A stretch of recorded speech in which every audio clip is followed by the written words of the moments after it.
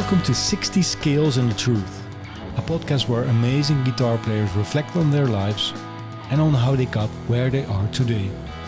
My name is Niels. I'm a journalist, podcast maker and a guitar fanatic. Thanks for tuning in. My guest today is a former podcast host. He lives in Bristol, was educated in Bath. Yeah, it's true. And he has a mother who destroyed his electric guitar. All for the better, because my guest is now one of the best, or maybe the best acoustic guitar player in the world. According to my mum. According to your mom. Okay, welcome to this show. Acoustic guitar guy, Mike Dawes. Right welcome. On. Hey, pleasure, man. That's such a very sweet introduction. Yes, my mum's never, ever going to forget that. So what happened? Your mum destroyed your guitar? Yeah, it wasn't her fault. It was gravity. It wasn't Pete Townsend, right? Or No, it was gravity's fault. So this was, well, I got into electric guitar before acoustic guitar. And because, I wanted to rock when I was 12 years old. And obviously, when you buy a starter guitar, you buy the starter guitar equipment. So my parents very graciously got me a beautiful Squier Telecaster, but it was a cream color. Excuse me, I'm choking on stroopwafel residue. We're in the Netherlands, that's for sure, But I was worried that the cream color, this shows how materialistic one is when they're in their early teens, or 12 years old I was. I swapped it for a Tobacco Sunburst Les Paul because I wanted to be Slash. Now, as we all know, Les Pauls have a very fragile headstock join. And it can be susceptible to the slightest bit of damage can cause it to kind of crack. And that's what happened when my mum unfortunately placed it on the guitar stand for me, picking up after her son like many good mothers do. But the hook on the guitar stand at the bottom had rotated the other way. So it was kind of angled down instead of kind of angled up. So when she placed it on, she walked away and it kind of fell off flat on its head and broke. The headstock broke. But the saving grace of that story is that whilst it was being repaired, it was laying flat. It was being glued. We glued the headstock back on, and it was laid flat on the dining room table, kind of like this table here. And obviously, you're not supposed to play the guitar whilst it's being glued when you're 12, 13, or whatever. Actually, I believe this happened a little later on when I was in my mid-teens. Excuse me again, stroopwafel and coffee burp. I then kind of decided to play the guitar like a piano. And I was experimenting with tunings, and that's where I kind of ended up with DAD-GAD tuning, DAD, GAD, kind of like that. When you were 12 already? No, my timeline's a bit wonky. I got my guitar when I was 12, but this happened in my kind of late teens. And that kind of migrated me onto the acoustic guitar through solo performance. My friends would come around and I'd say, hey, check out this weird piano guitar thing that I've figured out. And they said, oh, you should come and play it at the local open mic nights, the local bars, things like that. And obviously that you get surrounded by these wonderful acoustic musicians, these singer-songwriters, poets, all kinds of artists. And from that point, I was selling little homemade £1 demo CDs that I made on my parents' Windows 98 computer CD-ROM drive, and that funded the purchase of my first acoustic guitar, which was a Taylor. And the rest kind of, I picked up the guitar again in the proper way and play it in some kind of slightly bastardized version of the proper way ever since. Hey, but you as a teenager. In what way did you play guitar? Like, was it you were instantly caught by the instrument? Yeah. Well, the only reason I got a guitar, so I was always interested in music. Excuse me, I'm going to have a sip of water because this. Yeah, I fed you too many stroopwafels. Yeah. No regrets. It's beautiful stuff. Recommended. I was always into music because my dad is a trumpet player and a percussionist, and my mum had an old synthesizer, and I was always bashing around on it, working out Phil Collins melodies and things like this. This was my discovery through the 90s, and it's everything that was on the airwaves in the 90s. But ultimately, what happened is we moved around a lot when I was a kid, settled into different towns and cities around the country as my dad changed jobs a few times. And when I was 12, it was, look, I've got to fit in at this new school. What do the cool kids do? Well, the cool kid has a guitar. I guess I want to play a guitar now, Just basic kind of wanting to fit in kid stuff. But of course, when I first got the guitar, I was very, very blessed to convince my parents that it wasn't just a fad and it was something I was interested in, when realistically, it could have been a fad. Yeah. But as soon as I could play the first notes, I was hooked, and that was it. And it was rock bands, metal bands, all through my teenage years. I was in a metal band called Shrapnel, and we played kind of mid-2000s Boston metalcore music in camo pants, grew the hair out, all that kind of stuff. But really, it was this hybrid influence of acoustic music in my home life that kind of brought me into the world of acoustic guitar. And, but you moving around that many times, was your instrument then also something to hang on to, so to say, right? Like, this is my bass. Yeah, I think once I got into guitar, we didn't move around that much more. Okay. It was pretty stationary. But it definitely became part of my identity, like it does for a lot of musicians, especially, this is pre-social media.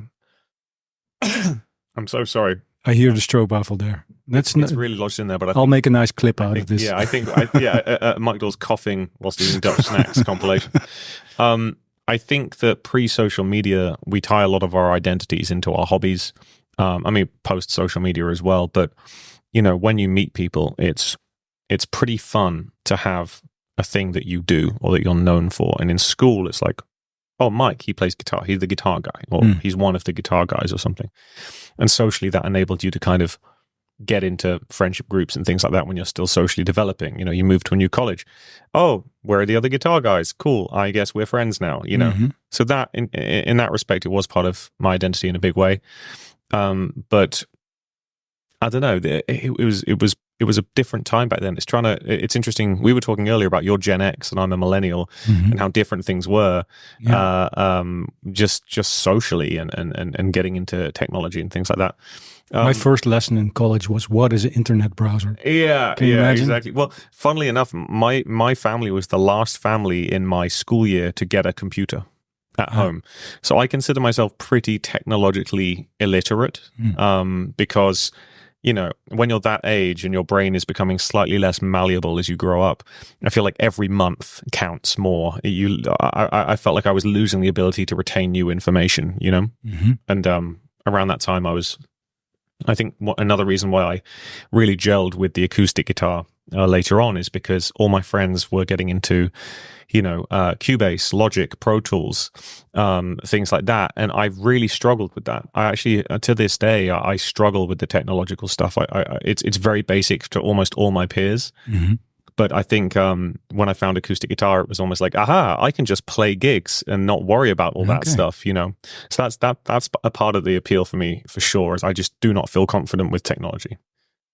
Okay, so because I'm trying to imagine, because it's also from a musical point of view, super interesting, the things that you're doing, but I can imagine that it appeals, like, because acoustic guitar you can pick up wherever, whenever, and just play, right? Exactly. That's always been an appeal.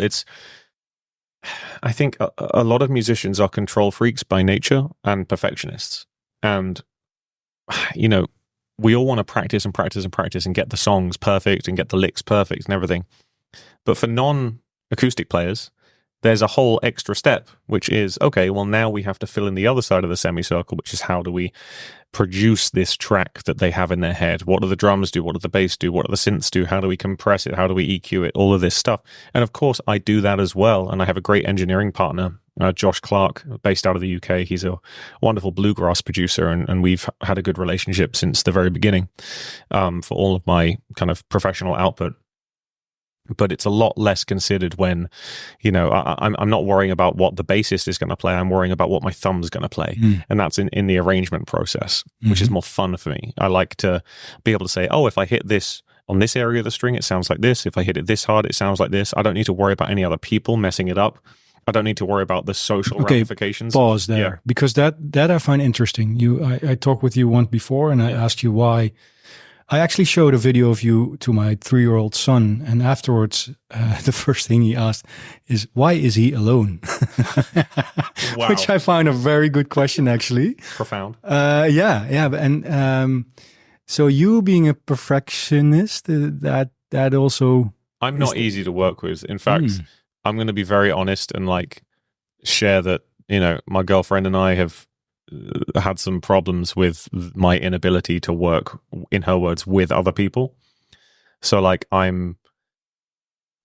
can take orders in the sense that, you know, I have a session gig with Justin Hayward from the Moody Blues that I've had for 10 years. And if he tells me to play something, I'll do it. Of course, that's easy. But when I'm on this kind of adjacent wavelength where I'm working with someone who's, you know, has a mutual interest in my success in the sense of, say, I don't know, a manager or a agent or something like that, I find it very hard to take, and I'm admitting this, I find it very, very hard to accept the opinions of other people's about what I'm doing. It's very, very hard. Because well, what happens if you're in a situation like that? I just think every other human's incompetent. Mm-hmm. And I know they're not. Like logically, that's a ridiculous thing to think. Yeah, and but it's sometimes difficult to you know it, but you feel something different. Right? The emotional response is no. You know, and I brick wall people a lot. It makes it very hard for other people to work with me. I'll admit that, and it's something that I'm trying to work on, obviously, because you can't. I mean, for selfish reasons, you've got to work on it because you can't get to that next stage in your career without making other people money. That's just like a fact. You if you want to have a long career, you have to learn to make other people money, right? That requires working with other people. So I have a manager now. We have a relationship which is had its up and downs, but he's awesome. He's awesome. He's like the guy, you know. I still have the reflexes from time to time of like, I think your opinion's wrong, but then I have to kind of take a deep breath and say, this guy's a professional. I need to start delegating things to other people in order to grow. But growing up, leaving the band and taking it back to the guitar, that is, you know, the way I play guitar and the way I tour is 100% a symptom of that. You know, I was talking to, I'm wearing underneath this Pliny hoodie, plug for my really second, nice one, I have to say. Yeah, it was my second favorite Australian. Tommy Emmanuel will be in the first. There you go. We got there in the end. Underneath here, I've got a Cardinal Black shirt on. I live in another guy who lives in Bristol is Chris Buck. So he lives a few blocks away from me in Bristol. And I went to see his show in Bristol, and he kind of said, "Man, like even if I could do what you do, I would never want to do that." You know, and I get that from a lot of band guys. It's like they remind me about how ridiculous and stressful it is to do a solo show without a band and without anyone to hide behind. You know, and so when COVID happened and I came back to that first gig in like 2021, that's when I felt that. I was like, what am I doing? This is insane. Like, I wish I had a band here so I could actually enjoy myself more and not stress about every little mistake and all of this. But then you sacrifice the control. And I just, you know, it's 6 of one, half dozen the other. What's it going to be? You're going to sacrifice some control in order to have an easier gig, or are you going to just live on the edge and, you know, give the people the show of watching someone on a tightrope and keep the control? And or can it both be there, Mike? I mean, yeah. In an ideal world, so in the future, what I want to do is do a tour which is exactly like that, where say the first half is me solo and the second half is me with a band. That would be a really cool show, I think. And I still need to build the repertoire to get there. A few more albums, I think. But that would be a solution, yes. But yeah, it is. I think if you ask any solo guitar player, it's part of the reason they do what they do is that it's hard to let go of that control element. But you know, I'm talking about psychological stuff. But if we wind it right back, what it really comes down to is I bloody love playing acoustic guitar solo. I love the idea of creating a full emotional spectrum, harmony and rhythm, and all those emotional responses we get from those things. I love creating that with my hands. That's the coolest thing ever. I don't need to search on Google E minor backing track blues, click it, and then play to get those emotions. I can just do that, you know, and that's why the composition and arrangement process is so fun. Add to that I do a lot of covers, like an arrangements.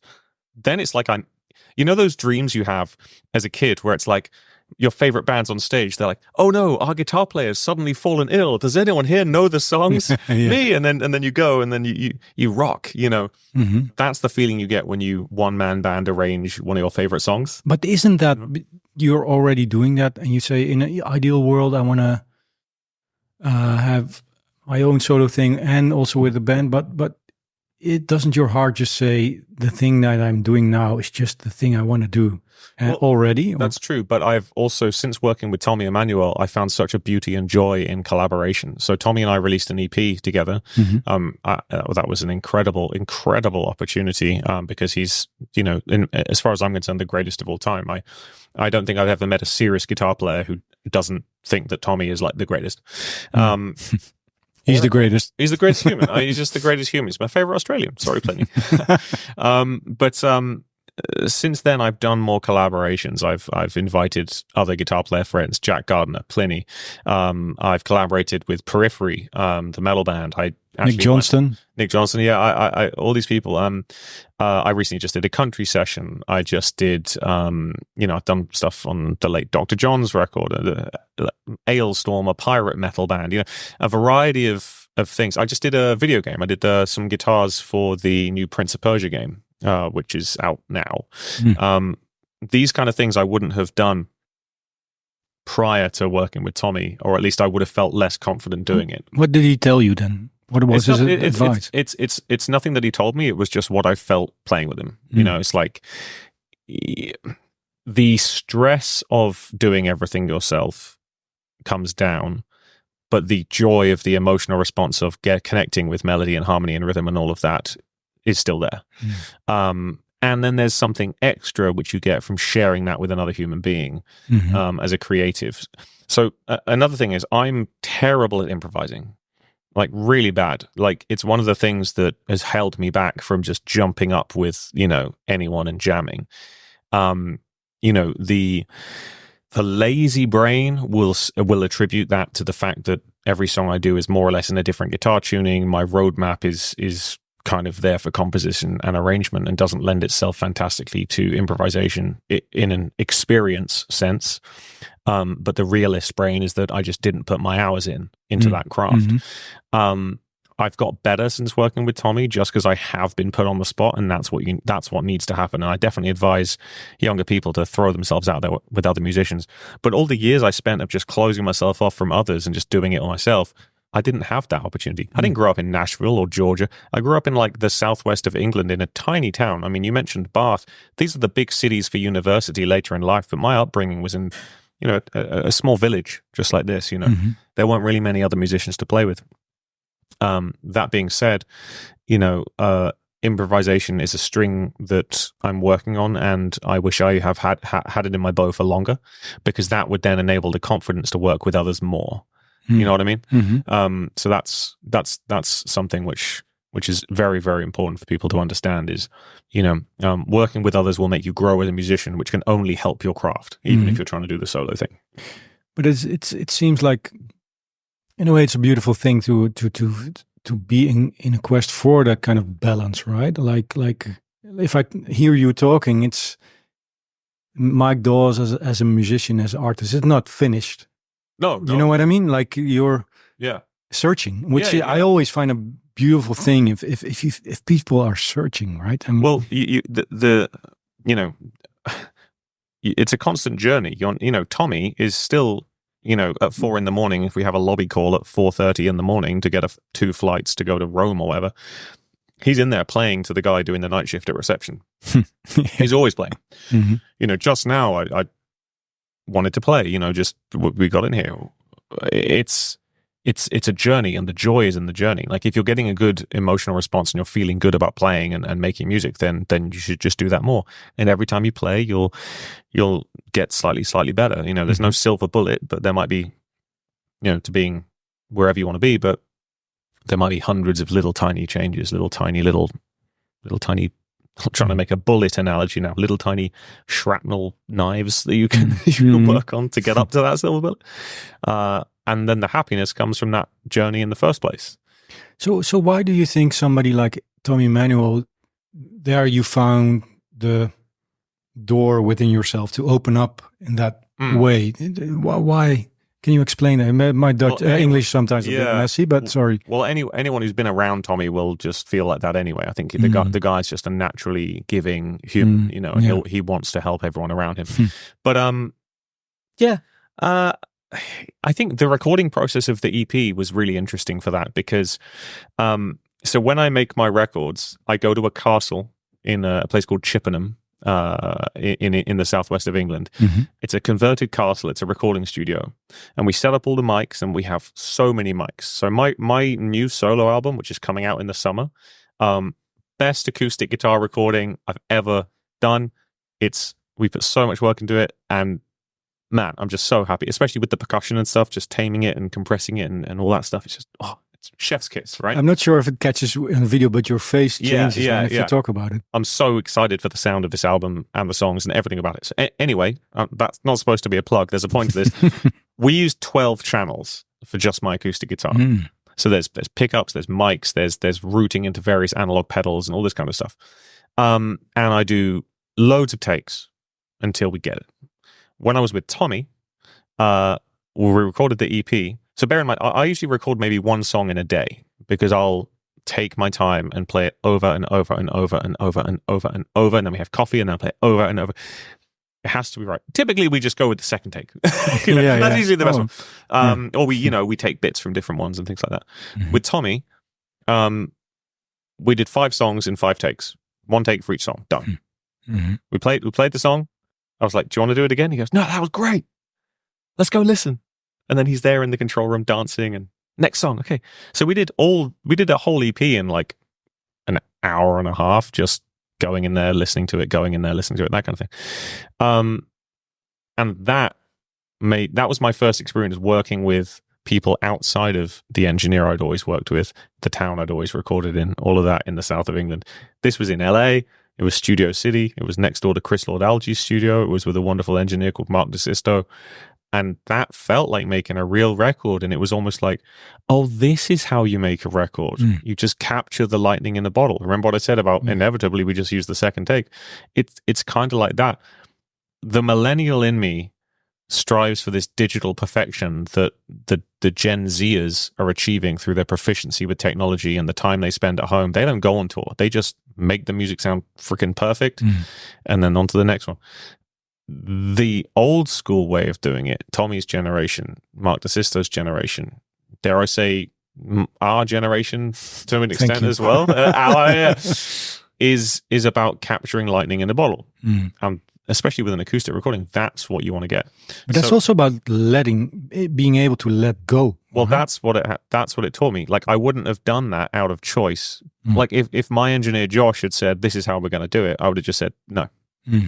But obviously when I'm with Tommy, I'm just a kid. I'm not going to say no. I'm going to remember what I said. I always said I'm good at taking orders. Yes, sir. Let's do it. You know what I mean? I needed that in order to do that. So if you go on Spotify and you listen to, by the time this comes out, I mean, I've just released Everlong from the new record. And it's beautiful. It's really beautiful. Thanks. The way you play well, thanks, man. But if you listen to that recording, let's take that as an example. Listen to that recording and then listen to the Accomplice Volume 3 record with Tommy. Say the Be My Mistake would be a good example, I think. They're both acoustic guitar recordings, but very different vibes. Everlong has had work put into with the production, and it's an engineering feat. And I feel that this might give it away. I had a metal producer and a bluegrass producer work on it, right? That's the sound in my head. That's what I want to sound like. And it's perfect. The Tommy stuff is also perfect, but it's totally different because it sounds loose. It sounds like 2 guys that just played it once. It sounds like 2 people having fun. And I think that in the context of 2 musicians playing on the same track, that's what you want. You don't want it to sound like one guy did his part in his country and then sent it over email and the other guy. You want that connection. There's no click track or anything on any of the Tommy stuff. It's all raw and it flows. So they're 2 different acoustic recording experiences. I would say mine is more of a millennial Gen Z approach, and Tommy's is more of an old school, like let's put on a record approach. And I love it for that reason. And it taught me that I can let go more. And that actually filtered through into the recording of a lot of the other songs on the new record, because there are a lot of songs on there with, no click track. It's very flowy. And it was like, I think I have a Be My Mistake solo version and another song I don't want to name because I don't know when this is coming out. they're the last two tracks on the record. If you listen to those, you'll hear that I'm trying to get that kind of spirit into it, So I'm trying to get the best of both worlds on that record, if that makes sense. Sorry, I ramble. I ramble. No. But I'm really triggered actually by your bond with Tommy Emmanuel, and because I met him too, and I felt his presence in a room. We met. We met because we did the interview together, didn't we? On the big couch. And also before I talked to him by phone, and already by phone he made a big impression. Just the things he told. But I'm curious. Was that an instant bond with you, or did you need to learn to let go throughout? What actually was the first time you met him? This is really fun. So the first time was I was just invited to open for Tommy in the States on the East Coast for maybe like 5 shows, just as a little test. I think what it was his manager wanted to sign me, and he said, okay, let's just get Mike out on a few shows and then let me know how the response is. Did the crowd respond to him? It was kind of like an audition without knowing it was an audition. And the first show was in Scranton, Pennsylvania, which is where the US Office TV show is based. I remember that because I played the Office theme tune to minimal applause.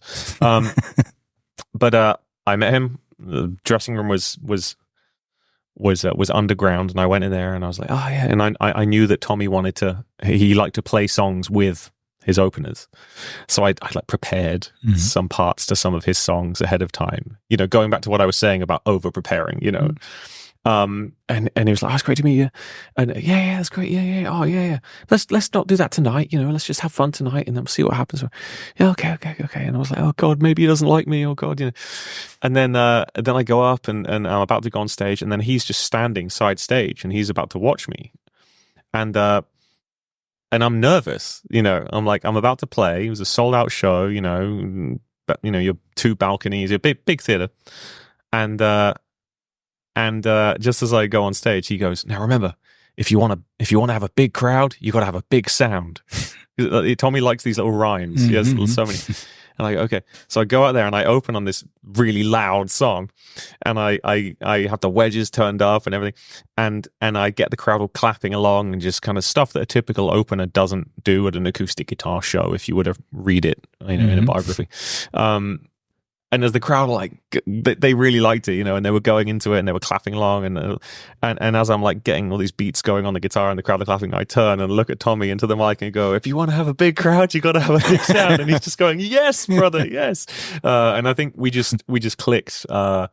We clicked on that. Another thing Tommy said to me was, we were on a tour bus on another tour. So we've done so many tours now, and I'm absolutely blessed. And we've done the Netherlands, and we're going to be doing a huge tour in Europe in the fall. By the way, we're doing Germany, Austria, Switzerland, Sweden, Norway, Finland, Denmark. It's going to be awesome.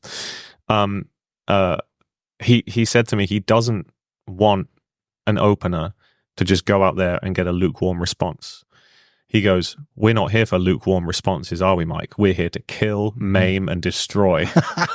So that's our thing. We always look at each other and say, kill, maim, and destroy. That's it. If we need psyching up before a show, typically on the first show of a tour, I get a little bit antsy, a little bit nervous sometimes. And I just remember, kill, maim, destroy. But he seems like a person that because you told me I'm a bit neurotic and I'm a bit perfectionist. That's beautiful that you encountered somebody like that who made you also feel like that. Tommy, I can talk about Tommy for ages and my experiences with him. We might do, or whatever. Yeah, he's a unique individual because it doesn't matter what you do. It doesn't matter what he thinks of you professionally. He's just really nice. And he makes you feel like you can do a good job, So he would have been standing side stage going, yeah, even if I was bombing, He's that kind of guy. So he makes you feel good and he makes you feel confident enough to take your show to that next level and try new things and all that, I feel like he's like an uncle, honestly, at this point. He just came around to my house around Christmas, drove up to see me in England, all this kind of stuff, whenever he's home and I'm in Nashville, we hang out. He's just the best. Another big name. He lifts people up. He does. Yeah. He does. And at that show I saw you with Tommy. You killed it as an opener, man. Yes, man. Kill, maim, and destroy. Yeah, you maimed it and destroyed it. Everybody was like, "Whoa, this is an opener. What happened?" Thanks, man. Another big name I want to talk to you about, because all the guests that I'll be having here, most of them mention Eddie van Halen. So that's probably a returning topic in this series as well. And I saw a video of you online the day after he died. And it actually made quite an impression on me, seeing you talking about him, like because it really hit you, right? And really. What did he mean as a musician to you? I think when Eddie van Halen died, it was the first time. So prior years to that, we'd had David Bowie, Lemmy. You know, there was almost this meme of so many of these legends kind of passing away in the music business. But there's something intangible about Eddie's impact on the guitar that made him kind of immortal. And I think he is immortal. I mean, he's certainly got an immortal legacy. It was a shock because of that, because it was like, he can die? Like, what? That doesn't make any sense. That's crazy. Maybe because, you know, I was born when I was born, and a lot of his, you know, pioneering music came before I was born. It almost like cemented it into legacy already. So it was almost like he's there forever anyway, in my mind.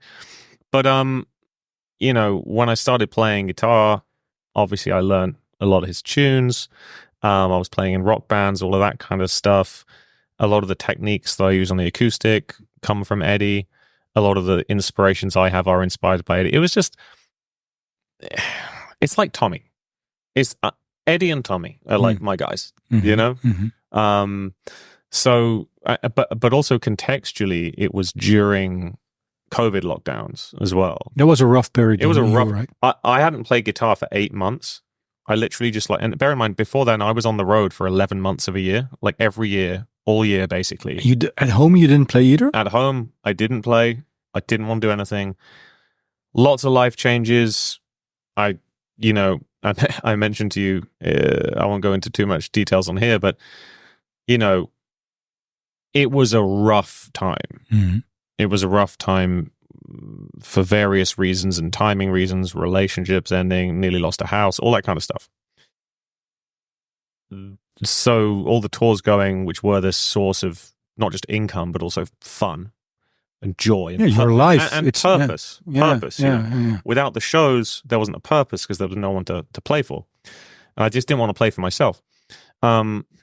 So 8 months, and I'm not the only guitar player that just didn't play for it. I know of many others I won't name, but they just found it very hard.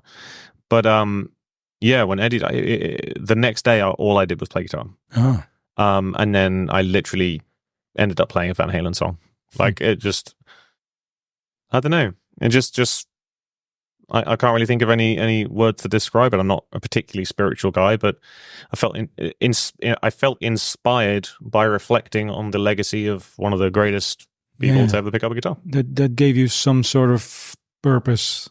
Then, so it's like now I need to connect with my instrument again. It's more like, how dare I be so arrogant to not play? You know, like why am I not playing right now? Like that's. But it's a very interesting point, that purpose you mentioned, because like you could say, I play a little bit of guitar, can't have a name, but I play up in the attic, right? And that's a topic for me as well. Where's my purpose to it? Yeah. So in some way, the purpose is just sometimes even as a meditation, right? Or just as a the way the instrument can feel. But I'm wondering what question this will be. But this topic, it triggers me because it's, for you as a musician, you that's your identity, right? To get on stage, to get out there, and to share. Yeah, well, it goes back to what I was saying about school. You know, that's the identity you had pre-social media. It was, oh, this is Mike, he plays guitar, and that kind of carried over to now. So yeah, I think a lot of people lost their way during the lockdowns and stuff, and it's great to be back out playing. I ended up doing a cover of Jump, and you know, a non-profit cover of Jump, but it took some convincing to do it. It was my girlfriend at the time was like, you need to like do that. And I was just like, is that going to just come across as crass, you know? And I spoke to Andy Wood about this as well. Mm-hmm. He's like, no, man, like Eddie wants you to play. Yeah. And the cool thing about that is that Wolfgang, like, you know, mentioned that he dug it and appreciated it. So that was super validating. Oh, wow. You know what I mean? Mm-hmm. If he'd have said he hated it, that would have sucked. That would really sucked. But yeah, no, he's a good dude. He's a good dude for sure. Talking about Jump, because that arrangement is really beautiful. And what I try to do in the show is some other guests have a question for my next guest and so forth. And so Mark Lettieri was wondering. Oh, cool. He's awesome. He is awesome. That's all guitarists here have to be awesome. That's the only only thing. But he asked, I'd be interested to hear how he just comes up with his arrangements, where he's going to put the bass part versus the melody part, how he fingers that kind of stuff. He did this arrangement of Jump that was like totally nuts. Yeah. And, but you know, a player like that, he's so virtuosic and we're so totally different that I almost don't even want to know. Okay. I would rather just watch him play and hear him play and be like, there's no point in me trying to figure this out. So dude. I'm going to ask and I'm not going to ask. No, I mean, I mean that like, it's like, dude, what you're doing is so your own thing and beyond anything I could comprehend. So I will just be a fan and a listener. Okay. Good question. Well, it's a statement. Yes, exactly. How do you make your arrangements? It's a big question, I realize, but can you elaborate a little bit on that? No, well, I do a fair bit of teaching. I have like a Patreon thing as well where I do some lessons and stuff like that. And this is a question that gets asked quite a lot, and it is a big question. So there's a few different things to consider. It all starts with the song, and do I love the song, first of all? Those two things are, will the song translate into an acoustic guitar instrumental arrangement? Because not all songs do. You can force it, but you're not going to get an emotional response. If you're, an example I use is if I'm doing a rap song, there isn't really a melody in the vocal, so it's not going to translate instrumentally. So much of rap is the lyrics. In fact, all of rap is the lyrics and the beat, you know? So obviously a song has to have what I call a mountain range melody, you know? Somebody that I used to know is a great example. Da, da, da, da, da, da, da, da. Mountain range melody, like a heartbeat monitor, you know? So you've got to have these big leaps. And you have to love the song because you're going to dissect that thing so hard that if you don't love the song, you're going to you're not going to finish it. And also you've got to be prepared to hate the song by the time you're done. So you've got to find a song you're willing to sacrifice. Oh, wow. So, you know, do you think I'm listening to Everlong? No. No way. Sorry, Dave. Then you find the tuning that will help you facilitate that. So, for example, the tuning, and there's the tuning question is a fork as well. One prong of the fork is, you know, you've got to find a tuning that facilitates the song intervallically. For example, is it a rock song? Well, maybe you want a fifth in the bass. Maybe you want a D and an A, or a C and a G or something as your bass strings. What does the melody do? Do you need sympathetic strings in a major key or a minor key? Okay, well, maybe we're going to go to a open C minor tuning, or maybe a C major tuning with, you know, do you want some color in it? Do you want it to be modal? Do you want to have the fourth and no? Do you want to take the third out altogether so it can be nice and modal? So you can, and there's different flavors you can kind of add to an arrangement before you even start by working on the tuning. Stick a 9 on the top string. That's a nice little trick to give it some color. And the other prong of that fork with the tuning is, does the tuning sound good on your guitar? That's to do with tension. So for example, Jump is in C major, but I play it in D major. The reason I play it in D major is because if I tuned my guitar to a tuning that would work sympathetically for Jump, the strings would be too floppy. It just wouldn't sound as punchy. So I've just tuned it to the same intervals, but at a tension that works on my guitar's scale length and string gauges. So that's all the technical stuff. Like you say, it's a big question. Yeah. The rest of it is, in terms of how do you do the arrangement, I mean, once I've got what I think is a good tuning and the good song, the tuning's subject to change. I will change the tuning as we go on. Beat by beat, bar by bar. Does it become easier because you have made arrangements of quite some songs? It becomes technically easier for the right hand. Okay, the right hand is So when I first started, I was having to come up with different ways to play a bass note and a kick drum sound and a harmonic at the same time. Mm-hmm. These are mechanical lessons. And, okay, well, if I rev my right hand like a motorbike, that enables me to pick a note and thump with the palm of my hand on the guitar to get a kick drum kind of sound.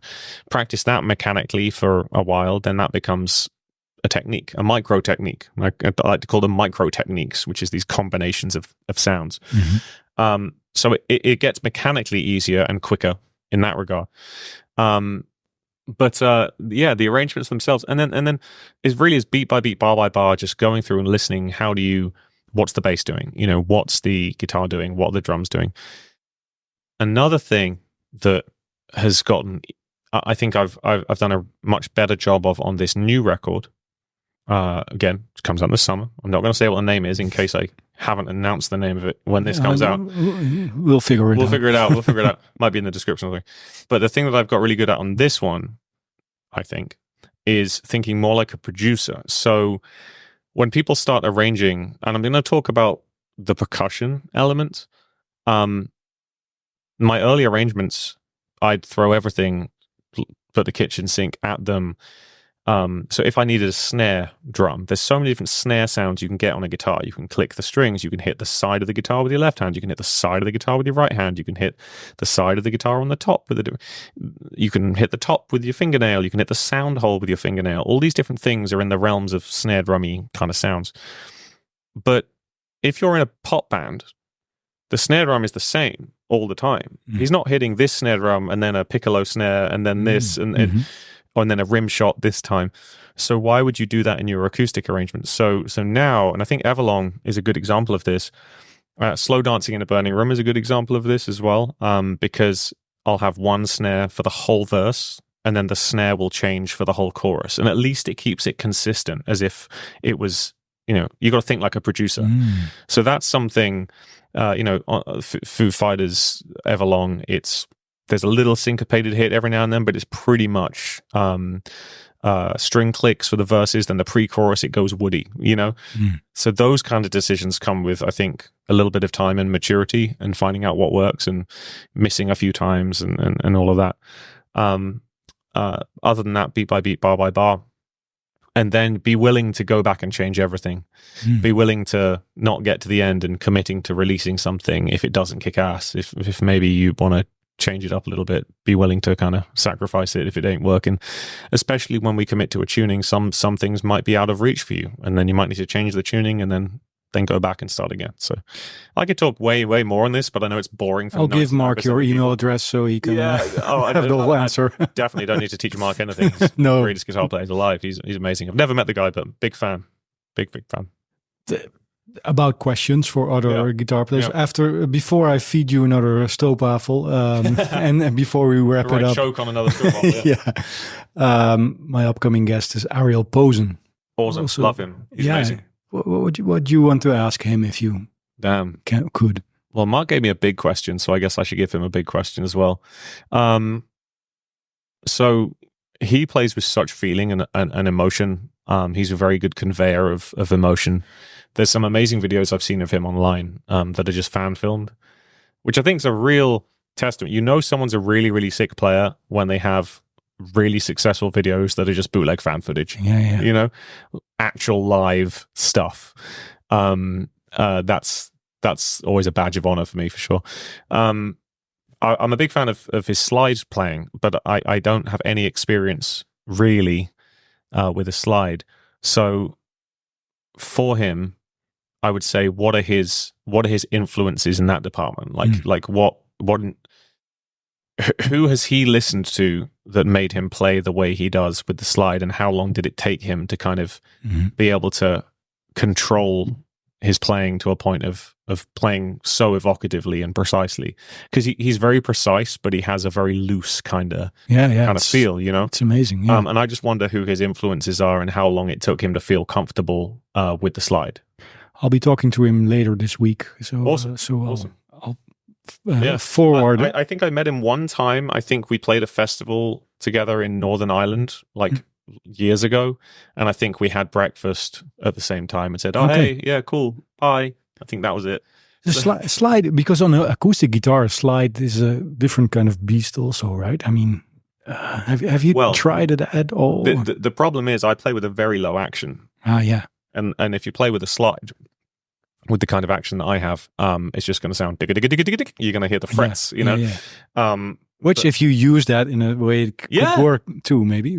You know, I know some great fingerstyle players who use a slide. Thomas Lieb has done some really cool stuff with the slide. I did Tommy's guitar camp in Iceland with Jerry Douglas, who plays dobro. So that kind of sound with what he's doing, incredible. Martin Harley, my first gig I ever did was with Martin Harley when I was 17.